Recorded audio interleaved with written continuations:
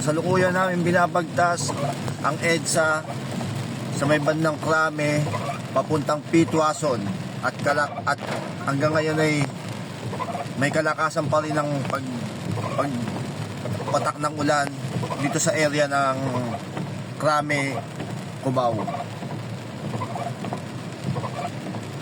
Ngunit gayon pa man ay wala namang makikita mga pagbaha sa paligid at patuloy na payapang tumatakbo ang ating mga motorista.